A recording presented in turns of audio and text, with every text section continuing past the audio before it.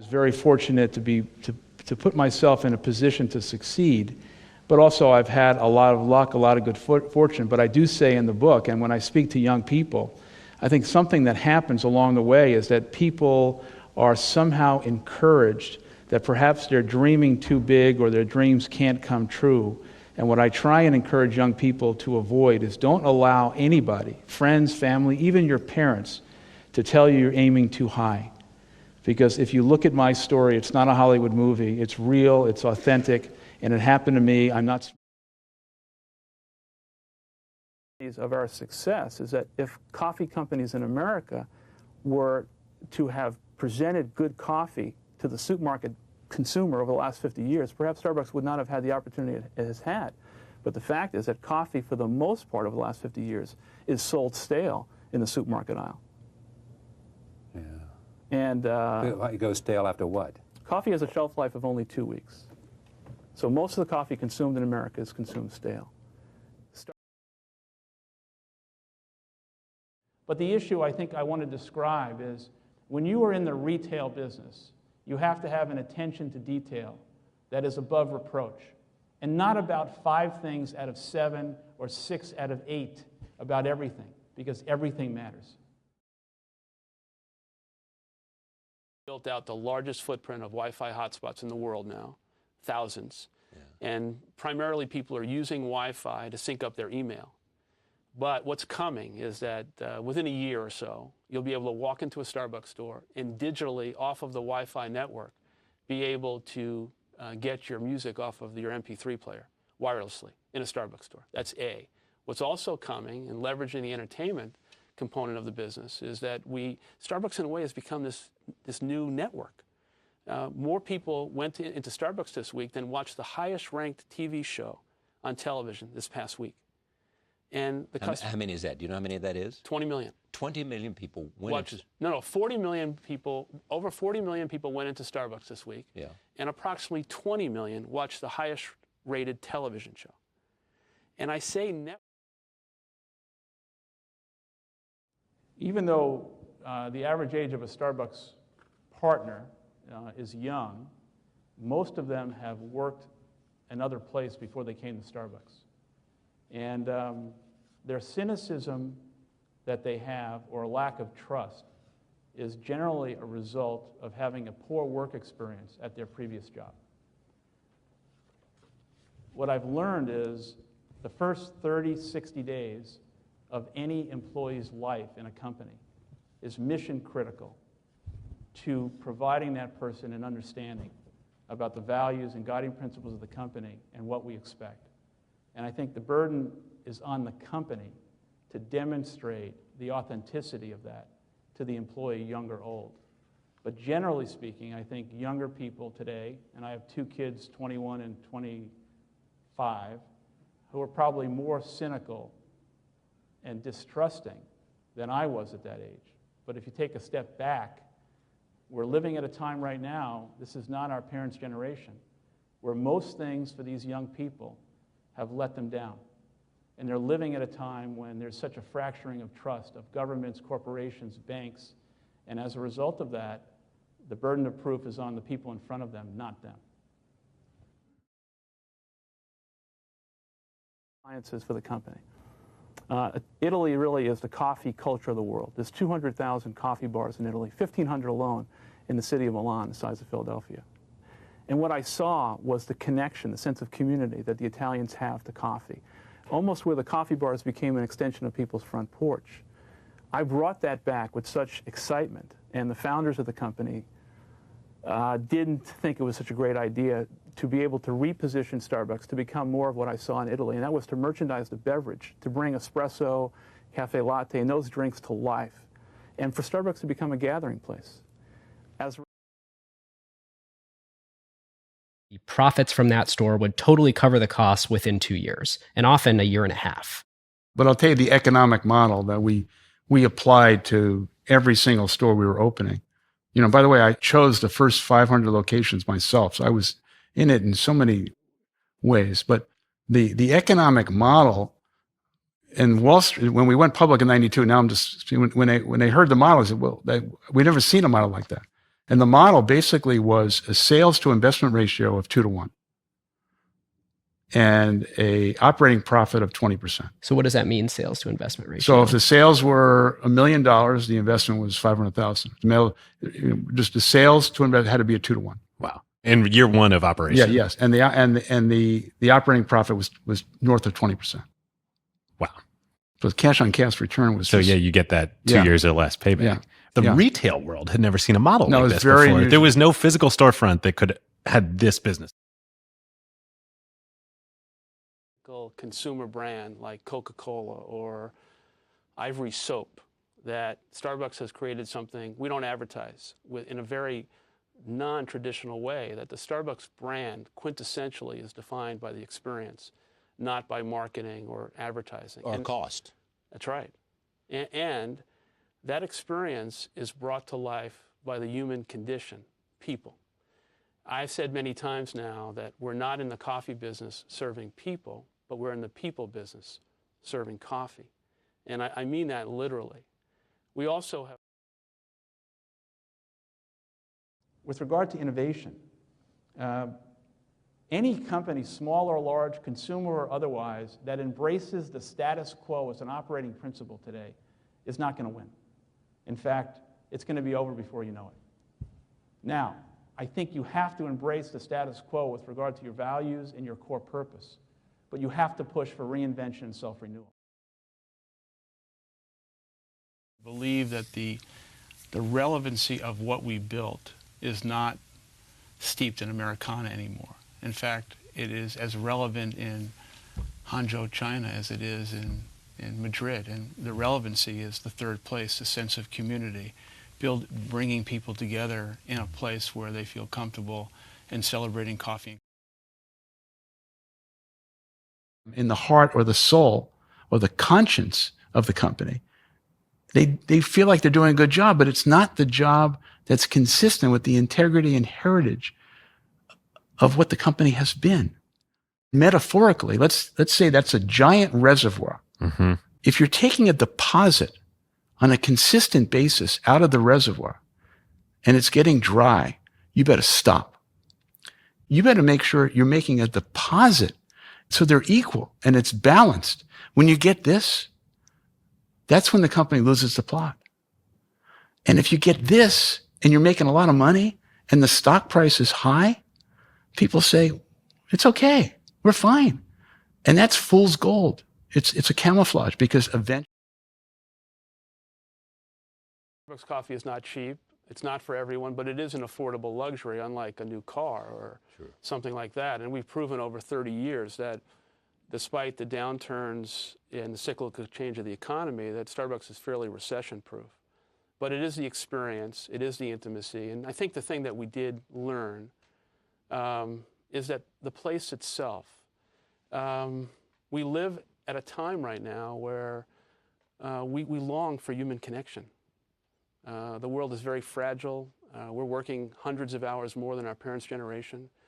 Technology has become a burden as well as a tool. It's very secular, our existence. And the human connection, conversation, the sense of humanity, sense of community that exists in Starbucks has proven to be a real asset for the company. And probably not since the English pub has something been created in which Starbucks really has become this.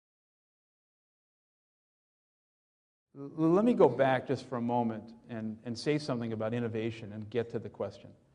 One of the things that I thought was paramount to the turnaround of the company was reminding everyone in the company about the entrepreneurial DNA of Starbucks.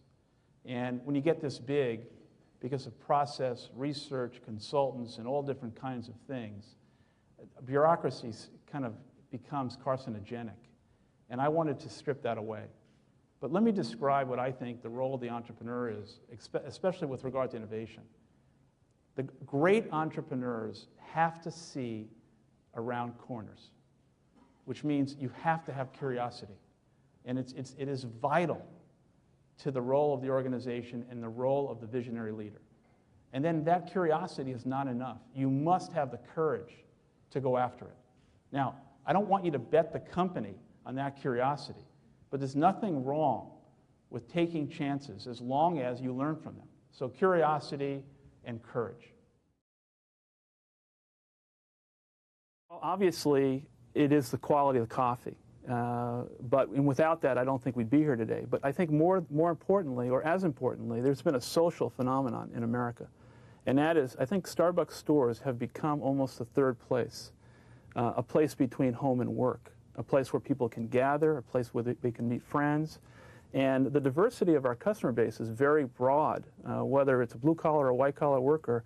People of all ages and diverse backgrounds come into Starbucks for what it is, a great place to get a great cup of coffee, to listen to music, and it's a safe haven for people. Last couple of years, given the consumer inflationary time, I think it's become a bit of a problem. And certainly, I've always said, as Starbucks was growing, that the ubiquity of Starbucks was an enemy to the company. And the challenge was we have to figure out a way to ensure the fact that we are getting smaller as we're getting bigger. And specifically, how do we maintain intimacy and the currency of trust with our customers and our people? That, unto itself, is kind of the capsule of making sure that the growth doesn't become so intoxicating and so seductive that we lose sight of the really secret of the company, which was the internal culture and value. The specific answer to that. You go into a Starbucks every day? I go into about 25 stores a week. You visit them, and you always have the same thing? I started out with a double short, non-fat latte, 3/4 full. And I want to find people It's always 3/4 full. Yeah. I want to find people doing things right. I'm not there to make people nervous or, you know, I love what we do, and I love the people that make it happen. You want to go by and say, look, we care. Absolutely. That's what it's about. Yeah. I'm not here to check up on you. Human service. Thank you for coming. Thanks so much for having me. Pleasure to see you. Thank you very much. Howard Schultz. I mention that because the soul of the company, I just felt, was being evaporated by what growth represented. And growth cannot be a strategy, and it became a strategy. Growth has to be the outcome. And I just felt, as a result, I wanted to create a higher level of sensitivity with the team and the CEO. So the long-winded answer is I wrote a memo, and I've written many, many memos along the years. But a few days after I wrote this memo, there was a knock on my door, and one of my colleagues said, "You better sit down. That memo is all over the world. It's been leaked." The memo was entitled "The Commoditization of Starbucks." And in it, I was, remember, I didn't intend for this to be leaked. I was very critical of what I thought the team was pursuing. And I said very clearly in it that I felt I was part of that, but that we needed to press the pause button and really look at ourselves in the mirror and be very, very honest with what we're doing and how we're doing our work.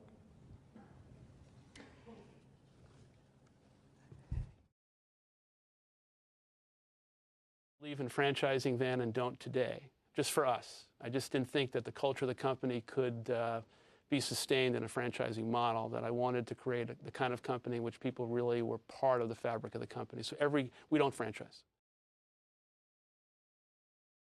That your first bottled drink in retail? Yeah. So I went to Atlanta and Pepsi in the same day. Atlanta being Coke. I went to Coke. I went to Pepsi in the same day. The Coke meeting was a meeting, lasted less than 30 minutes. I can't remember who I met with. They dismissed me, didn't view Starbucks, didn't understand what I was trying to do, and didn't give me much time to even explain it. And then I went to Pepsi. And this is 95-ish? Mid-90s. 500 stores, you're a public company? Yeah, but in East Coast, Starbucks wasn't really well known. So I went to Pepsi in Purchase, New York, met Roger Enrico, the iconic CEO, and Craig Weatherup, the president of Pepsi. They loved the idea. And we started talking about this. Subsequently, Craig Weatherup and I, on a napkin, I swear, shook hands, and created a multi-billion-dollar business for behavior of the local customer, access to real estate, and just the behavior and the nuances of the culture. And we have to be very respectful of that. The worst thing we can do is believe that our success in America is an entitlement for success anywhere else. It's not. We have 9, those scores were embarrassing. This question is very short and hard, but it's, which would be the one word to define Starbucks? One word. One word. Humanity. Humanity. Humanity. Good. This is a company that believes that you can't build a company unless success is shared. And the humanity of the company, in addition to all the other things that we've measured, is healthier than it ever has been, and is the most important attribute and characteristic. Why Starbucks decides to jump to the supermarket space, where Why? you have where you have many competitors in the same shelf, no? And the question is also if this is going to happen outside the U.S. Yes. Or not? Well, we believe that we have an opportunity. We have 800 stores in Greater China, 400 on the mainland. We will have thousands, but this is not an easy thing to do. And there will be many companies who are rushing to China, like the gold rush, who are going to get it wrong. To catch it. Now, the thing about social and digital media is the following. You can't use social and digital media to sell stuff, to promote. You have to use it to share information. And you can't milk it. It's not about trying to ring the register. It's about trying to share with your customers, the audience, a healthy, authentic way to emotionally engage with them, to make them better people, or to inform them, or to share, not to sell stuff. And if you look at Starbucks, there isn't one single patent that we have.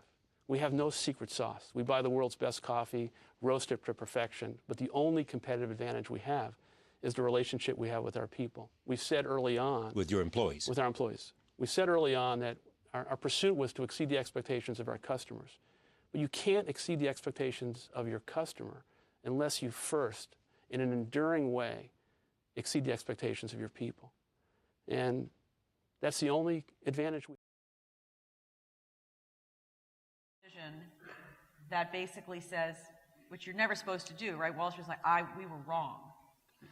We've made mistakes. Yeah. That's. Well, I think the hardest thing for any public company is to stand up and say, we've got a significant problem in the business.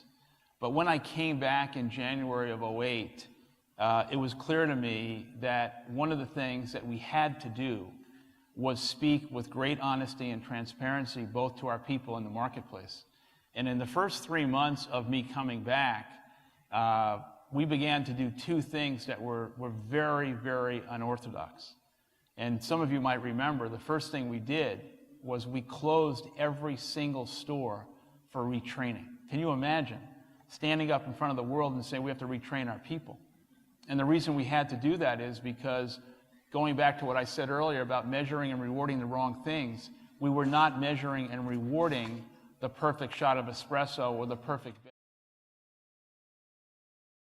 Many years ago, and it's more true today, we can't exceed the expectations of our customers if we as leaders are not exceeding the expectations of our people. We did $15 billion in revenue this year at $5 an average sale. So we are totally dependent on human behavior and people. The equity of the brand is how people act and the experience they create. People think we're a great marketing company, but we spend almost, it's de minimis, the amount of money we spend on marketing. And I was proposing something that had never been done before. And that was, I wanted to give equity in the form of stock options to every single employee in the company. And they just said, what? What are you talking about? We're not doing that. And so the fight became, ultimately, we gave 14% of everyone's base pay in the form of stock options at the end of the year based on the strike price. And I had to do it the year before the IPO, had to, so everyone wouldn't miss it. And I think the turning point of the culture of the company was the day we announced that, and we became partners. And to the credit of Craig Foley, who was the VC, and Jamie Shannon, they believed that performance would be enhanced, attrition would be lowered, and that the brand would just elevate as a result of that. And it was true, completely true. That changed Starbucks for decades.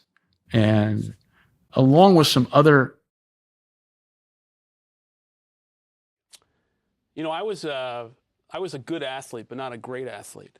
But I was a hungry athlete. And I think if a coach saw me on the field and said, I would hope he would say that there's a kid I want on my team because he's going to do anything it takes to win and win for the team. And that philosophy, I think, has stuck with me a long time, is that I'm not impressed with where you went to school or what your family name is. What I'm impressed by is the humility you have, the hunger, leaving your ego at the door and doing something that is in our stores. And so for us, we said we can't build the brand externally that is consumer facing until we restore the health of the brand culturally within the company. And because all of our employees were reading the same material that everyone else was, and they were losing faith in the company's future, especially given the decisions we had to make to close stores and lay people off. So we established you wouldn't believe the amount of face time that we were committing to our employees and the amount of communication. And in fact, we said we're not going to be able to fix the equity of the brand until we restore the equity of trust internally. And I think that is a model that I would suggest is very consistent. We did something that no other, I don't think any company, a Western company has ever done before. We had an annual meeting in China of parents of our employees, both in Beijing and in Shanghai. People said, Howard, what are you doing? Why? Because the relationship that the parents have to the children is so paramount to our success. And we had to tell the story and have them understand who we are as people and what we're going to try and do. And that was the turning point in China.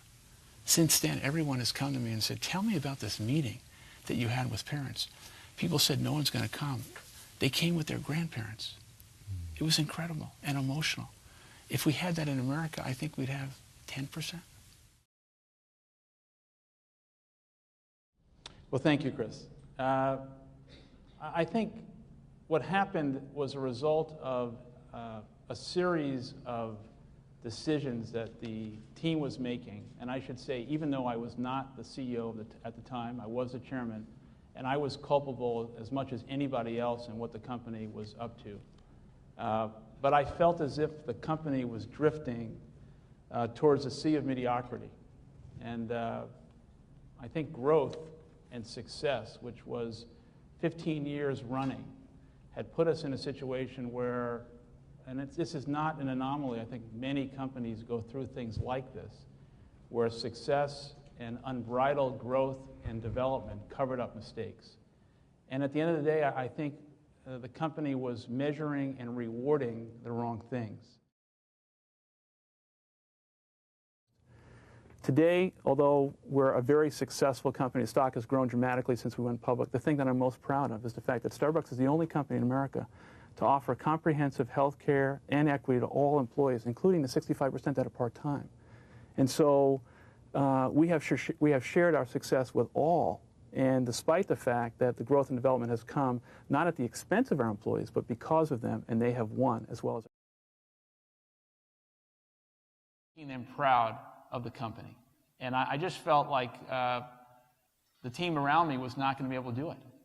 And we would not have been able to achieve what we've done if I would have just embraced the status quo of those people. What can you do today with a company in this remarkable comeback position? Stock is back up and all the metrics that you want to look at are really healthy.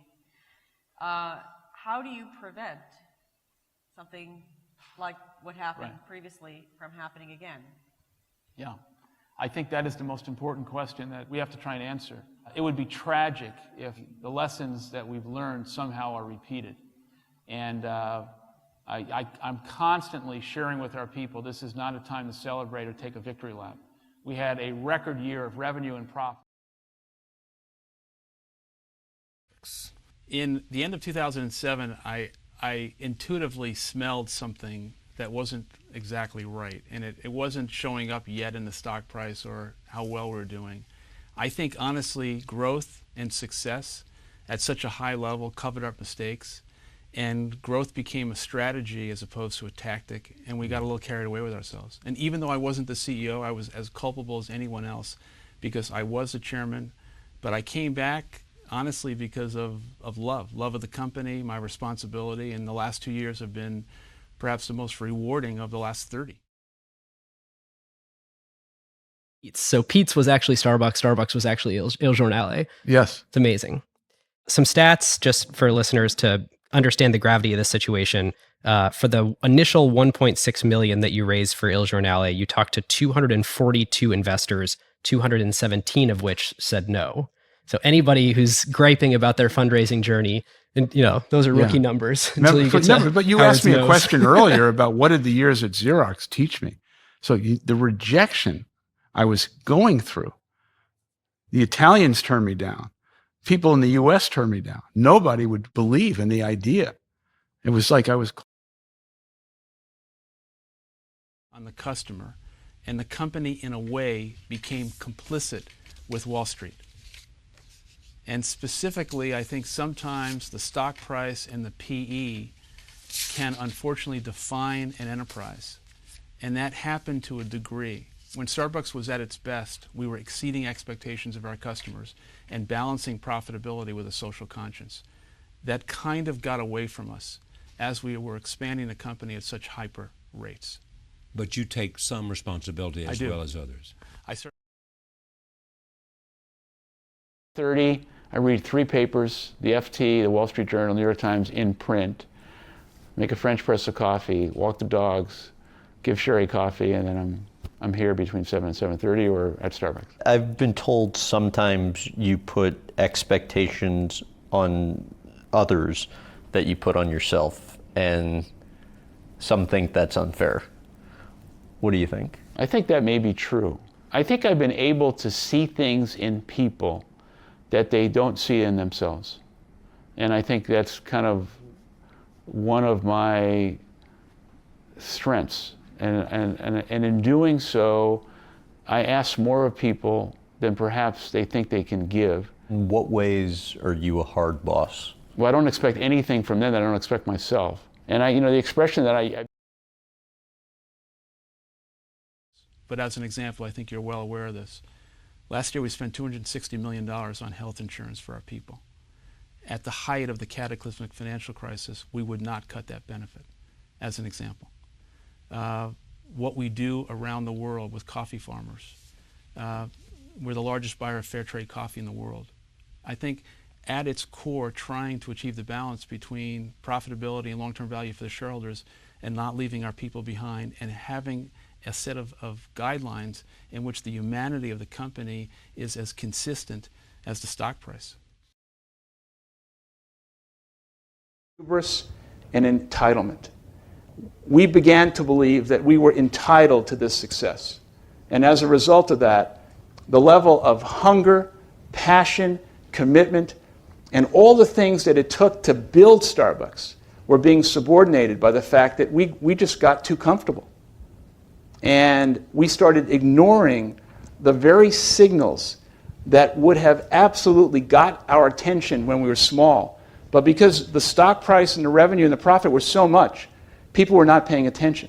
When I wrote that memo in 2007, not that I was smarter than anyone else, but I began to smell the problems. And I just couldn't sit by any longer and allow us to drift towards mediocrity, even though in 2000 phenomenon, the ubiquity of the Italian coffee bar, and saw this sense of community and humanity. and said, we're in the wrong business. Starbucks was selling coffee by the pound. The true essence of the business was in the romance of the beverage. And the founders did not want to do that, so I left. Why didn't they want to do it? They just felt it was a diversion. And so I left and started my own Italian coffee bar company in '85, opened 3 stores. And then in August of '87, they came back to me and said, perhaps you were right, perhaps. Yeah. And we'd like to sell it to you.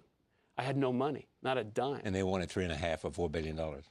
We bought the company for $3.8 million. Million, I'm sorry, not billion. Million, yeah. And I convinced a group of investors. I didn't have a dime. And that was August of '87. We ended '87 with 11 stores and 100 employees and a dream to build a different kind of company. This is my office within the foundation. This is an important piece of memorabilia. This was one of your proudest days. No question. So this was June 26th, 1992, when Starbucks went public. So here's the first stock certificate. Here's the interesting thing about this. Starbucks went public, and the market cap of Starbucks at the end of the day was $250 million. But the market cap of Starbucks today is $120 billion. So somebody put $10,000 in '92. It's probably a 40,000% increase. How old were you there? What's that about? We're going to do for tea what we've done for coffee. And I've known Oprah for many years. We were sitting at a friend's wedding. She's telling me how much she loves tea. It was so authentic and real. We've always dreamed about doing something together, never really could find it. And I think our values match ours. We want to do something to elevate tea, but at the same time, do something to help those people get access to education. And Oprah Chai is going to be everywhere come Mother's Day. It's going to be unbelievable. And only her could raise the tent on this. And I mean, how big is it going to be? Oh, well, tea is a $90 billion global category, larger than coffee. Wow. Then there was a second issue that I think is really important. The most important person in all of Starbucks is the store manager. And the question was, if we're going to transform the company, so much of what we do is based on people. You couldn't find a company or a consumer brand that is so defined by human behavior, quintessentially by the experience that our people create. Not by marketing or advertising, but our people in our store. The emotional relationship they have with the customer.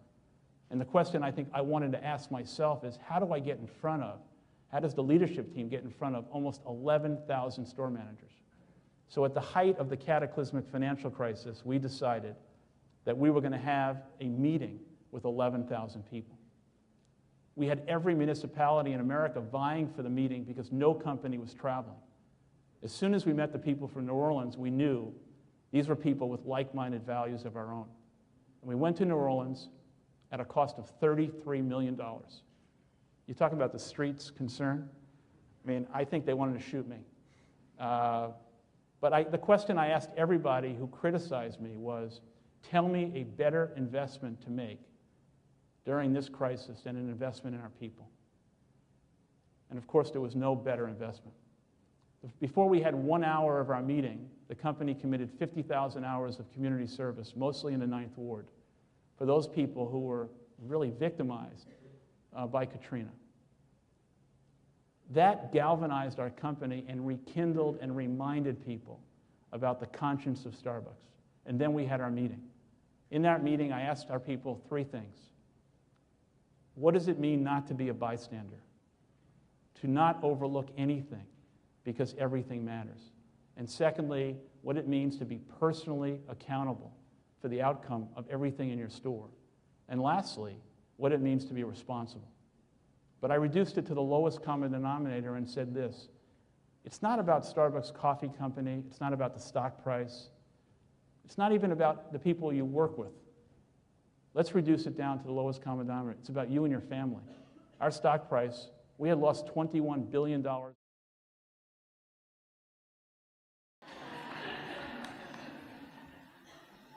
I've also got this question a lot lately. So I've told the board that this is not a short-term commitment, that I'm here for a long-term situation. But I think the question that you asked is a very important question, primarily because we're a public company, and that is the role of the CEO today. What is really strategically important is succession planning. And I didn't get it right last time, but it wasn't because he was a bad person. I think I own the fact that I didn't put him in a position where he could have succeeded. I think Starbucks will be best served if the future leader of the company does come from within. Having said that, this is not an entitlement. It has to be earned, just like I talked about success. But I think so much of what we have been able to do is linked to the culture and value. Your company is in today. It's never been more important to understand that your success, if linked to the status quo, will be a death trap. So success can be a humbling factor if in fact you are not pushing for reinvention and self-renewal. And what I like to say to our people is, we as a company need to see around corners before anyone else, which means we need to have the curiosity and the courage to see things before other people see them, and then have the moral courage to make a bet on what that's going to be. And I think sometimes success can produce hubris and a mentality. And so we walk out and walking around. I think we probably went to Columbia Center to get a coffee and come back. I go back with Scott, and Mr. Gates says, "Scott, I'm going to see Howard alone." And Scott leaves. Now I'm alone in his office. I hardly sit down, and he says, "We're going for a walk." And I said, "Where are we going?" And he says, "We're going to see the man who was Sam Strom." One of your investors. One of the investors. We walk across the street to the Rainier Tower, the old Rainier Tower. I think Sam had one of the biggest offices. We walk in there, and I swear, even though it's so many years later, I have a perfect, vivid account for what took place. Sam is sitting behind his desk, and this is what happened, because it was 5 minutes. Bill Gates, remember, he's a huge guy, leans over to the desk with his hands on Sam's desk and says, "I don't know what you are planning, but whatever it is, it's not going to happen." Wow. And he says, "Howard Schultz is going to acquire Starbucks Coffee Company, and he's never going to hear from you again."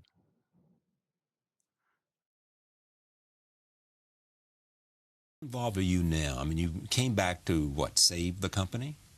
Well, I'm not a messiah, but I came back for the love of the company and my responsibility. But you were worried about the company, and you didn't... Well, the company was in deep trouble. Exactly. And I came back, but your question about, I'm deeply involved in the company. I've shifted my focus to innovation, specifically what we're going to do on mobile. And I met a rabbi. And the rabbi asked the question. He says, "Tell me the meaning of the Holocaust." And we're about 10, 15 people in a room, all men, and no one really has the answer, but he calls on somebody, and he says something ridiculous, and the rabbi says, "I thought you were the smart businessman from America. You don't even have an answer to the Holocaust question." And then he's turning, and he's going to ask another question, and thank God he didn't call on me. I'm kind of crawling under the desk, didn't want to be embarrassed. And he says, "Let me tell you the essence and the power of the human condition and the human spirit."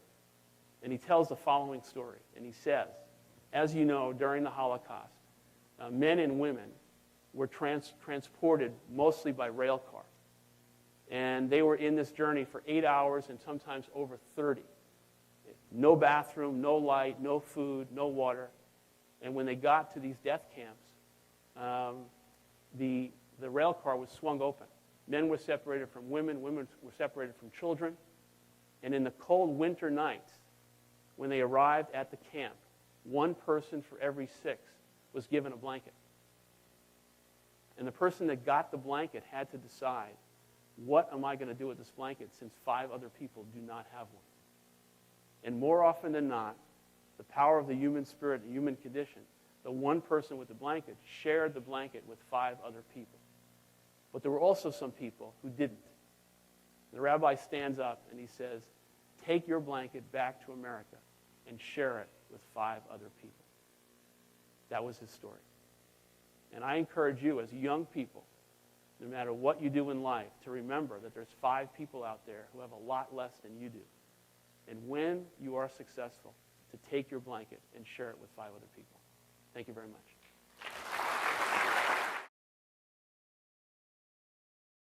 Well, I think one of the hallmarks of the company has been its real estate selection. I think you have to be very careful not to be seduced by great real estate if it's too high in the cost, and we've been able to do that. But certainly markets like New York and Tokyo and LA are humbling experiences when you look at the unit economics, and you've got to be very, very careful and not be seduced by the growth and development of a company, but make good, sound business decisions. Where do you like to put a Starbucks? I know there's a Burger King next door, and your new location down the street, a Burger King. Do you duel with another fast food or a quick service place? We don't generally. It's not whether we're locating near another purveyor of food or not. We really want to intercept pedestrian and vehicular traffic. We want to be where people live, where they work, where they play, and we want to make sure that Starbucks is part of the communities in which we do business. Coffee. Nothing to do with our core business. But what I've learned in the last couple of years is that the consumer today wants to make buying decisions not only on what a product costs or the convenience of your location, but they will make buying decisions based on the values that you and your company have. And they will support companies whose values are like-minded and compatible with their own. And those companies that will stand up on the side of the people and help America and demonstrate a passionate commitment to understanding that we have a responsibility beyond the government and we can't wait for the government, will win. And it's also about preserving the relationship with your employees and creating an aspirational relationship with them that's showing them that we care for something beyond just making a profit. And in fact, you will make more money as a result of doing the right thing. Difficult. Starbucks is a global company. The CEO of Starbucks has to be a global citizen. You can't manage Starbucks from Seattle. So it's a complicated job. When we were I won't be coming back again, I can tell you that. So when we were in Italy, Yeah. and you kindly invited us to your party, half of the people that I talked to said they think it will be very hard, if not impossible, for you to walk away, deconnect. I'm on call if they need me, but I'm not looking to insert myself in any way. And I am at a very different stage in my life. I want to be the best version of myself for my family, for my friends. And I want to do things I have not been able to do because this is executed with each customer each time. You have to remember that Starbucks has a 40-year history. And that 40-year history has been executing a brand position at a super premium level. So if we were starting today in the midst of a financial crisis, I think it would have been much harder. But when I talked about earlier, the equity of the brand is defined by the experience. Many people are saying, what is Starbucks really selling? And of course, we're selling coffee. But the truth is we're selling much more than that. We're selling a feeling. We're selling an experience. We're selling a sense of community in our stores. And we're certainly selling the relationship that our people have with our customers. You were initially pretty opposed to is one, the Frappuccino, and two, the loyalty program. I think Frappuccino is a great example of Howard Schultz being 100% incorrect, wrong, and on the wrong side of the debate. In the early stages of Starbucks, we've been so pure in terms of roasting coffee to perfection and also roasting it in a different way, darker than most other coffee companies. As the customer was getting younger and people were either trying coffee for the first time or wanting something else, They started blending iced coffee. And all of a sudden, it kind of started taking off. We started tasting it, and I, as a purist, said, why do we want to do this? We don't want to be a Frappuccino company, we're a coffee company.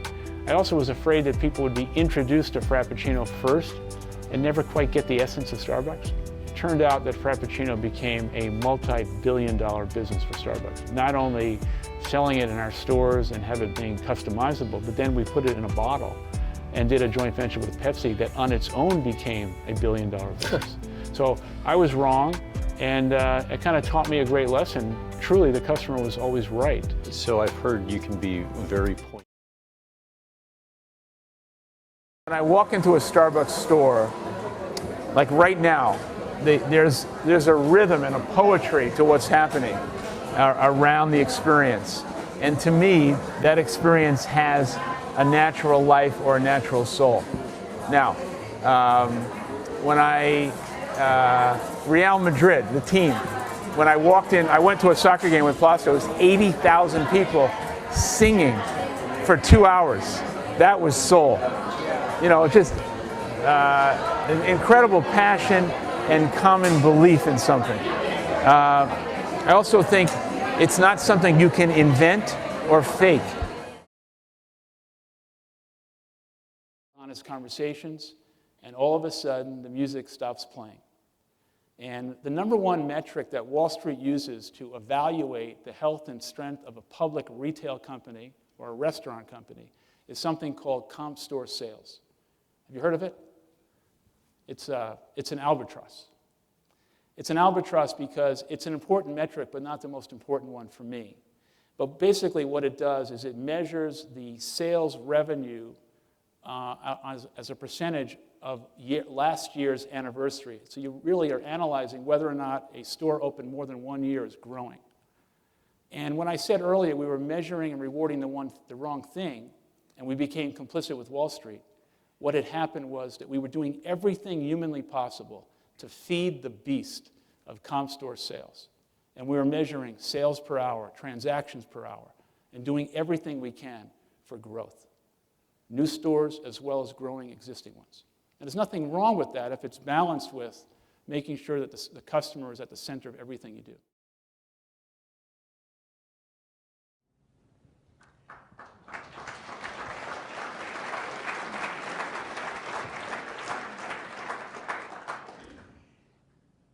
Given your premium on the experience in store and the sort of the depth of that Starbucks quality, why did you see McDonald's as a competitor? It seems to me that they're in a completely different space, and yet you mentioned it just now that this was on your radar.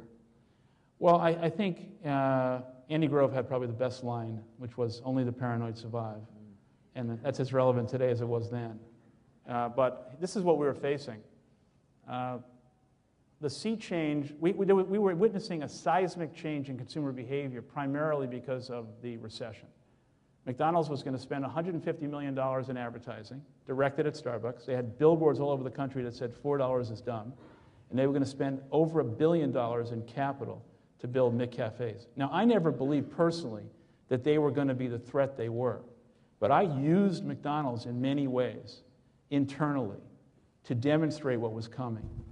And the irony of what happened was the more McDonald's spent on advertising, it seemed that our sales began to improve because they were raising awareness, and every time somebody, I think, went to their store and maybe tried something and realized this is probably not the experience I want. Their McDonald's is a fantastic company, but they're not a coffee company. I think it helped us. The pace in which consumers change is we have to do our work every day. There is something else that I just like to just open up before we get to the question. So the short answer is we just have to do our work every single day and understand that success is not an entitlement. We have to earn it every day. But there is one thing I just want to frame for you, and that is the state of California is almost $60 billion in debt. And if we observe what has happened, what has been happening in Wisconsin and Ohio, and this is not a political statement, the truth of the matter is that at the state and federal level, the opportunity, because of the legacy costs and the insolvency of half the states in America, that social services are going to be significantly cut. And the question, I think, that is going to have to be asked. You talked about some of the tough decisions that you had to make, or the company wouldn't be where it is today. The layoffs, the store closings. Tell me the emotion that was going through you at that point. This is your baby. Yeah. The decision to close stores in that many was tough, but it wasn't stores, it was people. But then we had layoffs in this building for the first time in our history. And I went home the night before we had to make the announcement. I had asked for a list of every person because I wanted to personally ensure that there was no politicizing with any of the people. And then I stood up that infamous day on the 9th floor in front of the entire company and shared with everyone that for the first time in history, we were going to have to ask people to leave the company. What was that day like? That was a worst day for you? It was without question the worst day of my professional life, and that was a very emotional moment for me where I couldn't hold myself together. And I was looking at people I've known for 10, 15 years, and I faster than any company's ability to parallel it unless you are a true tech company. But the learning is that every company, regardless of the business you're in, must be a tech company. So how does that affect the offline experience? Well, I think how it affects it is that offline, the relevancy of the equity of the Starbucks brand and the emotional connection we have with our customers has to be equal to or even greater than what happens inside a store. So as an example, we just created for the first time a proprietary digital content series of 10 episodes on people's phones. And in 2 months' time, 70 million Americans viewed that content. And that content, by the way, was unbranded. Have you heard this before? This is Infinite Loop at their old campus? Yeah. And so I went down there and basically went down and we took a walk. And I just told him all my problems, everything that was going on. And he just stopped me and he said, this is what you need to do. He just looked at me and he said, you go back to Seattle and you fire everyone on your leadership team. I thought he was joking. I said, what do you mean fire? What are you talking about? Fire everybody. He said, I just told you. Effing fire all those people. And he's like screaming at me in my face. Fire all those people. That's what I would do. I said, Steve, I can't fire all those people. Who's going to do the work? He said, I promise you, in 6 months, maybe 9, they'll all be gone. He was right, except for one, the general counsel. They were all gone. Your whole leadership team turned over after? Yes, they were all gone. Wow. That's the story about Steve Jobs. Wow. Did you ever... In their pursuit of a piece of America because he was out of work and no health insurance, no workman's compensation, and I was 7 years old, didn't hardly believe that I would one day run a company or create a company. But in a sense, I've tried to build Starbucks in a way that I've tried to build the kind of company that my father never got a chance to work for. A company that would have taken care of him with health care, a company that would have allowed him to heal. And